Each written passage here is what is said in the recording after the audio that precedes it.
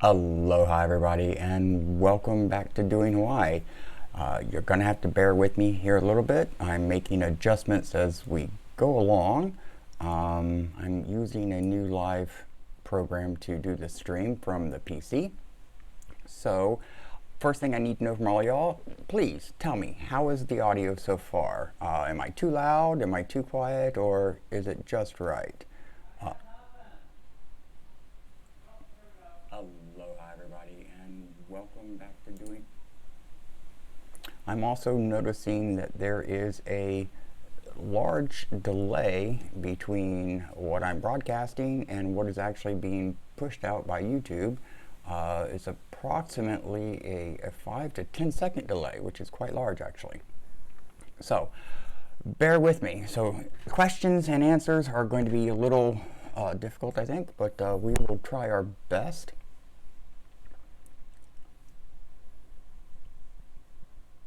Okay, everybody is saying audio is good. So let's go ahead and get started, shall we?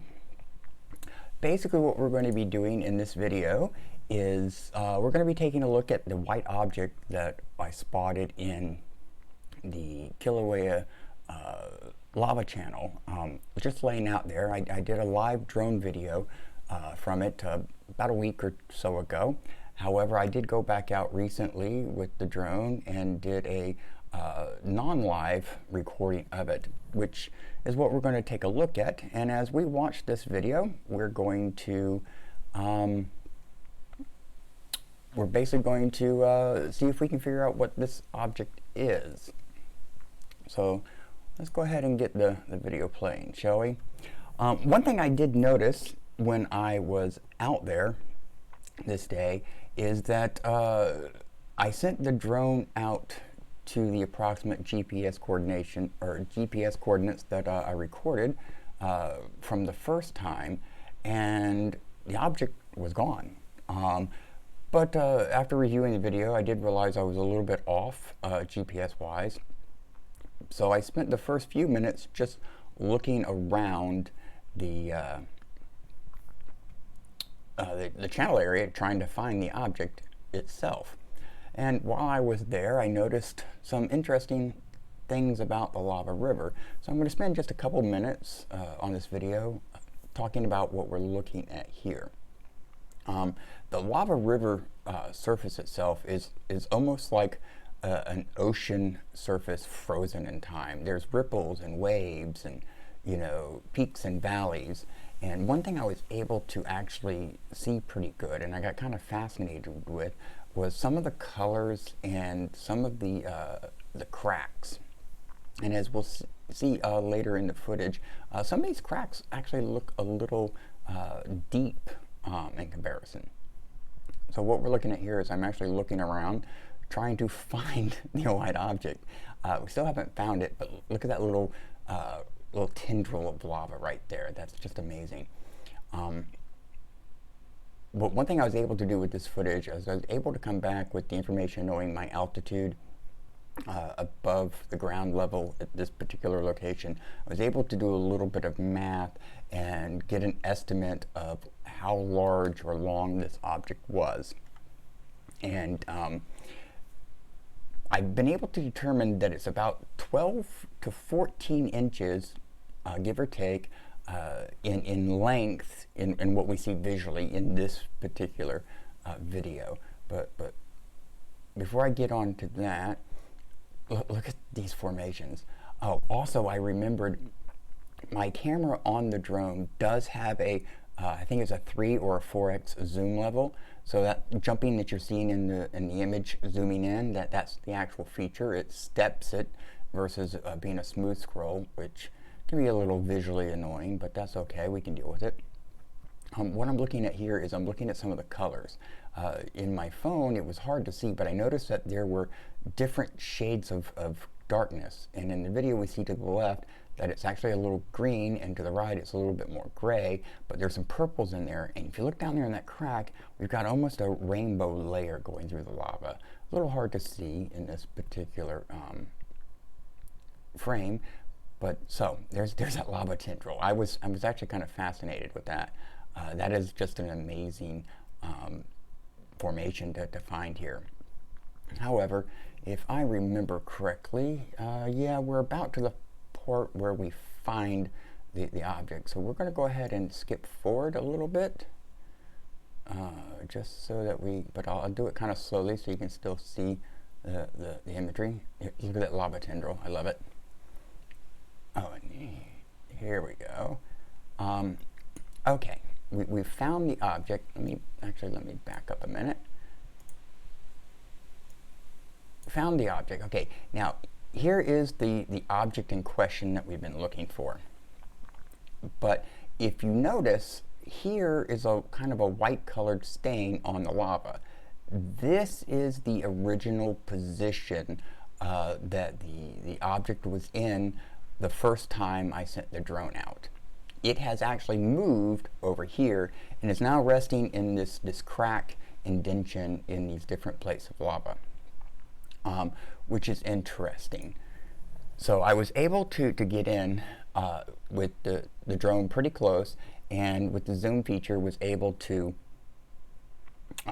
get a pretty good look at it. It's still hard to tell what it is, but you're going to have to bear with me. I was having, again, wind issues. There's a wind current down there coming across the surface of this lava that's actually pretty strong, even though this day wasn't very windy. But as you can see, the drone goes back and forth, up and down. What I discovered was that a minor correction was being exaggerated because of the push of the wind. So I'm zooming in here now. Right now I'm I think I was about maybe 10 to 12 feet above the object, and I was zoomed in with the max on the camera. So we're going to come down a little bit closer. I think I get down to about 5 feet above the object, and you'll be able to see this. There's the wind from the rotor wash. And did you see that? It's moving. So we now know it's not a hard object. It's soft material, something cloth-like. And I get a pretty good look at it right here, and we will pause the video. Okay, this is the object in question. It is about 12 inches long, starting here, going to here, and it's about 4 inches or so in width in this direction. It looks to be one continuous piece, but I can't tell for sure. Now, I was originally thinking, and like a lot of y'all have in the comments, that it was a pair of underwear or something like that. And I was kind of in agreement with that, but it's not. It's actually something cloth. Some people thought it was plastic melted on the lava, things of that nature. It's not plastic either. If you see right here, there's this ridge line, that runs around the top, and it's curved. It looks like it's some type of sewn type of material. And this led me to looking at it a little bit more, but we'll go ahead and get the video moving. As you see, it's relatively light, and I found something here. I don't know if y'all can see it, and it's a little hard to tell, but it's right here in the image. See these two little white tag-looking things? I think that's exactly what those are. That's the manufacturer tags, product placement, care instructions, etc., sewn into this item. And if you also look, I hate the stupid video player. If you look down here at the bottom, let me get rid of that line, you can see that the material looks frayed, almost kind of cloth-like. It almost looks like terry cloth, or a really fluffy towel type of material. Which all this is leading me on to surmise what this may be. And so I guess what I will do is I'll go ahead and tell you now what I think it is. I think this is a mop head from one of those, dry mops, or one of those, the new the stuff that we get out, not the Swiffer sweeper things, but the ones that you have the reusable, washable cloth, you know, mop heads on. I think that's maybe what this actually is. And it's very possible that someone had washed it, had it hanging out on their clothesline down the lava channel towards the ocean, because the wind comes from the ocean direction.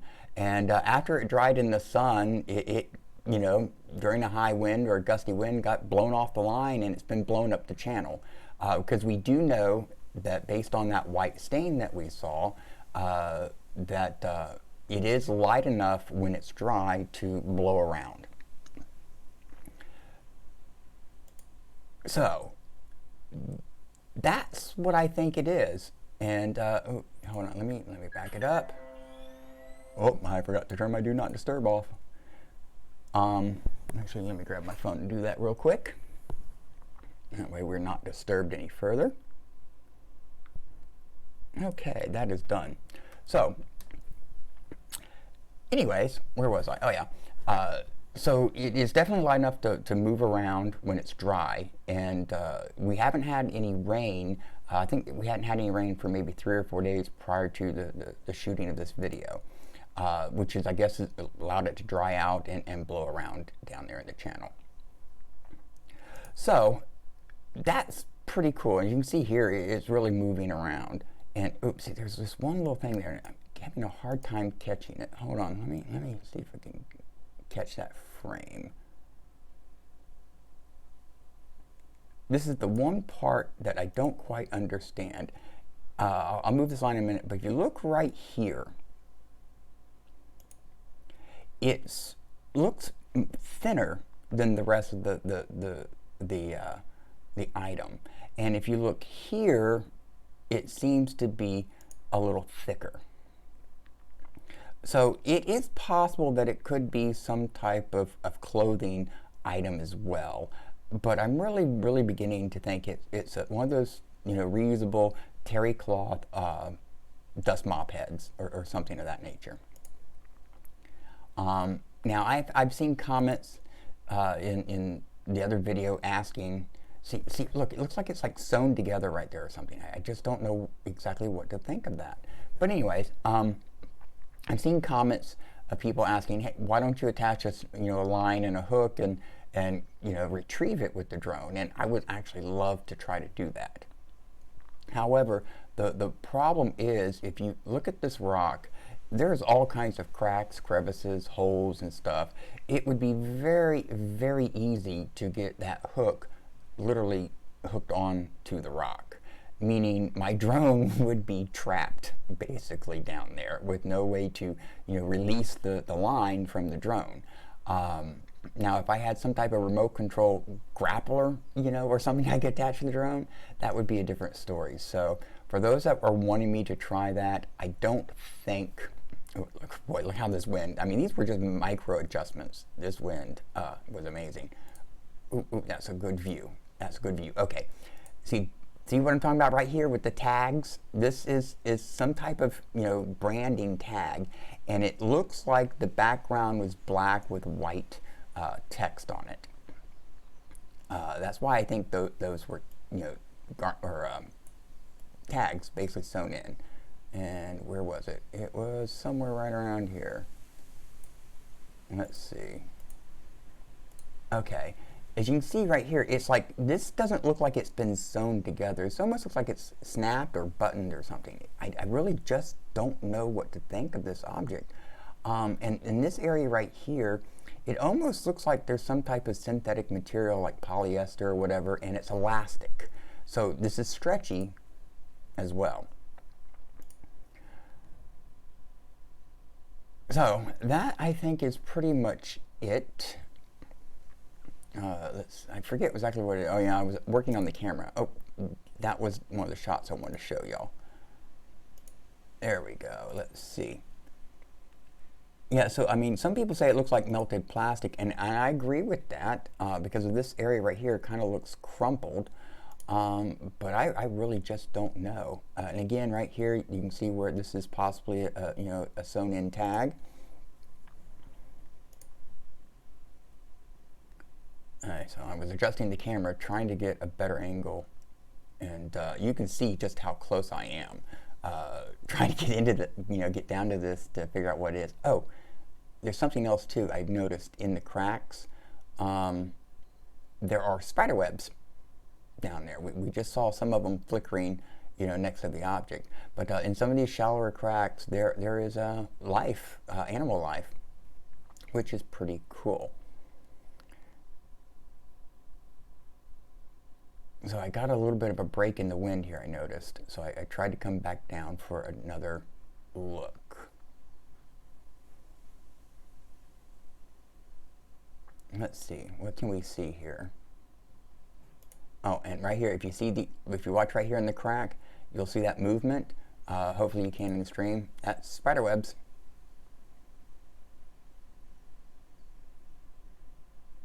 Now I was trying to center it, and I tapped the joystick to move left or right, and the wind would multiply that movement. And it finally was just a point where I was like, okay, you just noticed right there where I dipped down toward the rock, that's because the wind actually pushed me down. So I was like, okay, time to come back up. And look at these cracks. Based on the measurements I've been able to get off this, using as a scale of about maybe 12 inches to a foot long, if you look at some of these cracks, you can tell they're anywhere between 4 and 6 feet, maybe even more deep in between these plates, which I think is just fascinating how that lava river area changed after the flow stopped compared to the banks, and how they're not like cracked like this. It's just, it almost looks like glaciers. It's really cool. Okay. While I was out there, I had battery time left, so I decided we were going to go take a look at another feature that we've discovered out there, and that was that white X that I found painted on the lava rock.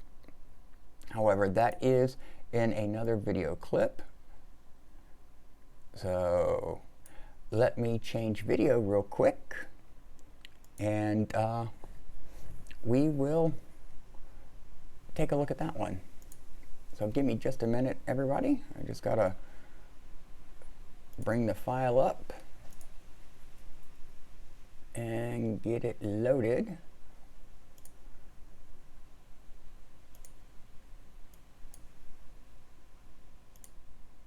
Okay. This is basically the second video file it picks up at the end of the other one. I want to show you all something. I'm actually flying at a level altitude, going up the channel, and as you can see right here, I'm going to have to increase in altitude. So oh, look at the life right there, a little green right there. That's so cool. Got to increase altitude to clear the rocks. So this tells us that as the lava channel, as you go up channel, you are increasing in altitude compared to going down channel, the direction in which the lava was flowing. And there is some just amazing formations out there as well. And here's another little spot where I had to gain a little bit more altitude. You see that sudden stop? That's my drone basically putting on the brakes, saying, oh, wait, nope, there's an object in front of me. And you can see how low we are below the top of the cliff level there. So where we're heading now is we're heading over to the white X. I pretty much got a good general idea of where it's located. So we're going to adjust the camera. Look at those colors. It's just amazing. And see all those little dots of green in there? That fern really is taking up residence pretty quickly and efficiently in the river and the flow area. Okay, there's the X right there. So I actually think I've figured out what this X is, or at least what it's being used for. There is another one on Nohea Street, pretty much in front of Scott's Lava Lot. So they're road markers, because I've noticed they are on other roads in other areas around the lava flow as well. And this one's 112, it looks like right there. And the one in front of Scott's is 110. So it does seem that the numbers are sequential. Now I'm going to line the drone up and take a horizontal view so we can get oriented as to where this is actually located in the lava flow. And so there's fissure 8 to our right. Now I'm going to come back down. I want to make sure I was centered. And we're going to take a look back the other way. That's Leilani Avenue heading back up to Highway 130. And if we look right back down here,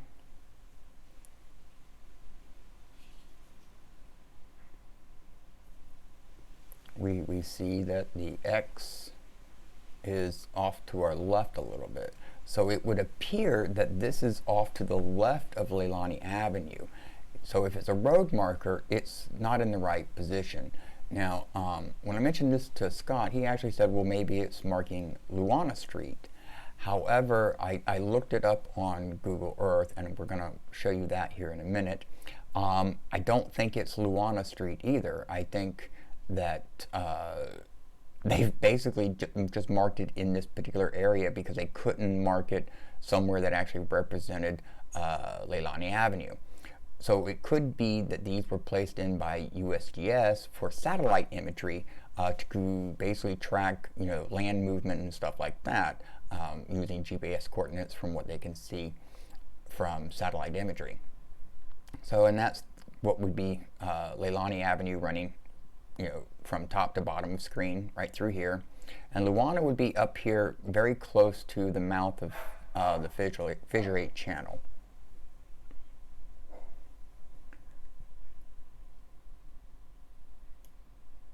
And see, there we are, Leilani Avenue. There I am, say hi. And this is the lava channel. I measured the lava channel. Actually, we'll do that on Google Earth as well. So that is pretty much that. Now we're going to come over here to Google Earth. So I want to show you in Google Earth basically the general location. So if we look down here on Nohea, there's a white X. I think this is it here on the road. And if we come over here, I'm able to come into this area right here. And you see this white spot. I know the image is pixelated and stuff, but hey, it's Google Earth. I can't do anything about it. This white spot right here is the approximate location of the X based on the video from the drone. And you can see that that is right there, pretty much on the line for Leilani Avenue, though in the drone video we can definitely see it is off to the side of the road. So that could indicate that there's been land movement post-eruption, because I do know that this right here is the fissure line, basically the big crack of fissures that erupted. And I do know that this area of land has shifted southeastward anywhere between 3 to 5 feet based on previous satellite photos of before and after that was published by the USGS.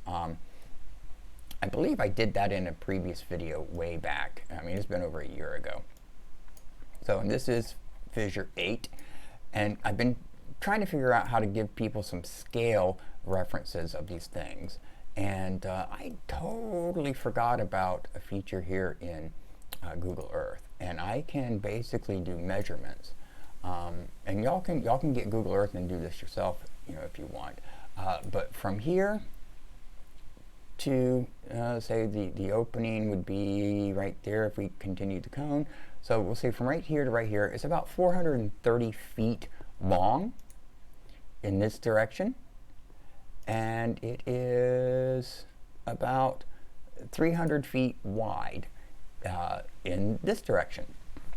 So that gives you an idea of just how large the actual crater hole itself. Now you got to remember the crater, or the cinder cone, actually comes out from here over to here. These are the actual base area, because it comes down in a slope. Now if we take a look over here, just to give you another idea, this is what was apparently Leilani Avenue. This is the lava channel ridge on this side and the other side here. So just right here, if we can get this to work, just from right here to right here, that is what, 257 feet. So people ask, well, how wide is the channel? How you know, big is it here and there? So if we come up to this area, which is kind of one of the widest areas, and we'll measure straight in well, what's the word? Perpendicular. Is it perpendicular? Yeah, perpendicular to the roads. And from side to side there, it's 1,345 feet long, which is just unbelievable.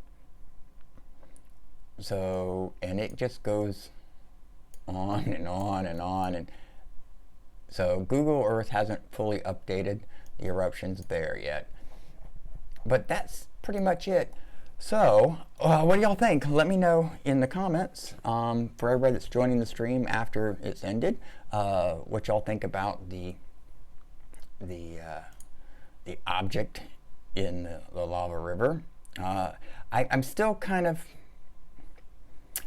convinced that it's some type of cloth material or something of that nature, for sure. But I'm not absolutely positive. And being able not to get a very close, you know, view, it's hard to tell for sure what it is. But it is definitely man-made. We know that. So let me know what y'all thought about the video, all that good stuff. And I guess that's going to pretty much do it for the stream. We're just at 30 minutes. I appreciate everybody. I haven't been watching the comments, so I do apologize for any of the questions, but I'm noticing that there actually is a huge delay from what I'm saying compared to what y'all are seeing in this particular stream. I think I know what the problem is, and we will make that correction for next time. So, you know, by the time I see your question, what I've already talked about is 20 seconds old. But I will go back and I will read the chat later, so I can find out what I missed. So I will yeah, that'll be interesting. Okay, everybody, thank you for watching. I do appreciate it. Don't forget to show that thumbs up button, some aloha for me. It really helps the channel. Don't forget to subscribe if you haven't already. And if you want to make sure you get notifications prior to live stream starting and stuff, you got to make sure you hit that bell icon and select all notifications. Now also, there are people say, I've done that, I'm still not getting notifications, Charles. Well, what's wrong? You may also want to check your device notification settings. So go into your smart device, go into its settings, select notifications. You know, if you're on Android, I know it's there, and make sure you're accepting all notifications from the YouTube app, etc. So that's that. Don't forget to check out my merchandise. You can find it at Teespring. You can find it on the shelf merch under these videos. You can also find links in the description. Don't forget about me on Facebook and Instagram. We'd love to see y'all over there. And finally, the most important, check out the new official Doing Hawaii website at doinghawaii.net. We've got some new content coming there. Actually, it's a game, and we're only a few days away from that. So I'll actually be posting a video in a few days on that, about that new content and what it's all about. And for last but not least, name the drone. The poll for the Name the Drone 3 finalists is over. It closed about a week ago. And we have a winner. We know what the name of the drone is. However, you can't go look at the poll and see who won. I've done marked it hidden. So I will actually be doing a video upcoming with that, announcing who the winner was and what the name is, and a really special look at the drone after that. So y'all have an amazing morning, afternoon, and evening.